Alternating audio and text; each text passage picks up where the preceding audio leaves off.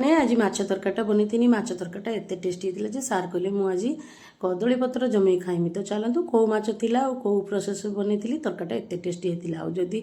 वीडियोटा and पर्यंत देखिए video जब भल लगे लाइक शेयर सब्सक्राइब चैनल को ना फेसबुक पेज देखते फॉलो करने तो चलते स्टार्ट करिए ये मुझे देखिपे पाणिआखिया माछ जेहेतु ओडिशार अच्छे खायापाई नुणिया माछटा भल लगुच तो दिल्ली में जेहेतु मिले तो से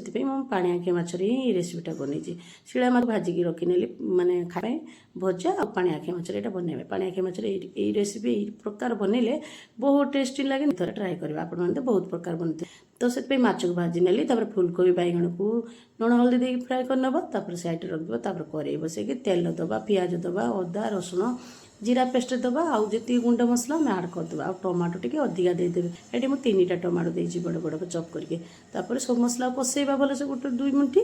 कषे सारापर पानी देकी फुटापी छाड़देवा जो मसलार तेल बाहर से समय आम फुलकोबी बैगण को आड करदे आउ टे कषेबा कषि सारापर आम झोल जी रखा पा दबा जेहेतु ये भाजी सीझी जाइए आउ कम पानी लगे ये हाँ पानी मुझे उषुम पा यूज कर सारापर माछ दे कंचा लंका काटिक देदेवा कंचा लंका काटिक देले कौन बास्ना हम बहुत बढ़िया तरकारी निहाती थोड़ा ट्राए करेंगे ये प्रोसेस बनवाई तापर आम लास्ट को फुटी आसला तरकारी आम गरम मसला गोटे चामच आड करदे पुणी लास्ट को तरकारी हो सारापर धनिया पत्र गार्निश करदे होगला आम माछ तरकारी रही सांग मैंने नेक्स्ट वीडियो देखा जय जगन्नाथ।